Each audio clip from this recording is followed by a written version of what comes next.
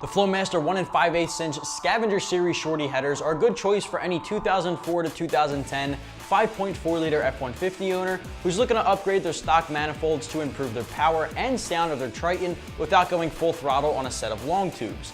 These retain factory cats to stay emissions friendly, and they come with a ceramic coating for protection, and they don't even require a tune. The installation is easier than long tubes as well, but still is going to be a bit more involved than a direct bolt-on, so I'm giving it 2 out of 3 wrenches on our difficulty meter, which I'll talk more about later on. Adding a set of shorty headers is definitely the step in the right direction towards improving power and throttle response of your Triton motor. These are typically known to improve your low to mid-range power, whereas long tubes are more effective at a higher RPM. Both of which are suitable for street and track use as well, which is definitely helpful all around.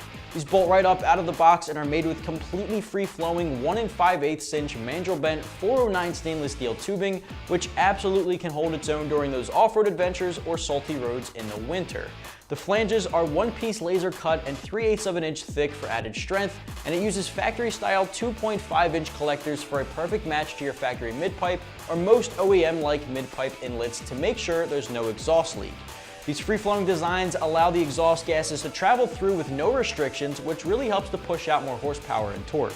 Sitting on top of the tubing is a silver ceramic coating which Flowmaster incorporates to not only improve the looks of the headers, but more importantly to help reduce underhood temperatures, which can improve efficiency and performance.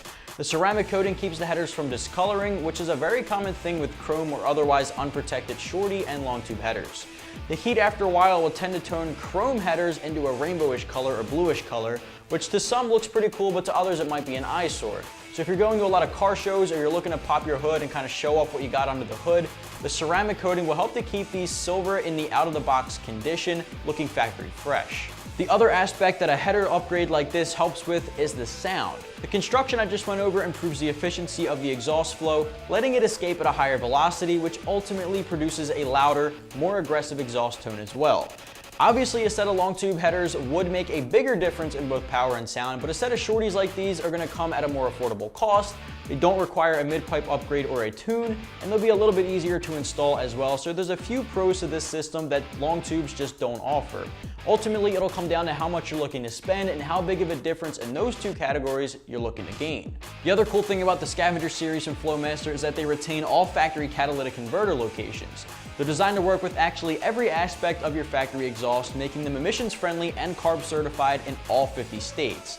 This basically means if you're located in an emissions restrictive state such as California, then you're in the clear to pick these up, unlike a set of long tube headers which would affect the locations of your cats and the usage of your factory ones as well. Definitely great news for pollution controlled vehicles. Taking a closer look at the pricing for a set of these, you can expect to be spending just north of the $650 mark, making them the pricier of the two shorty header options available on the site as of now.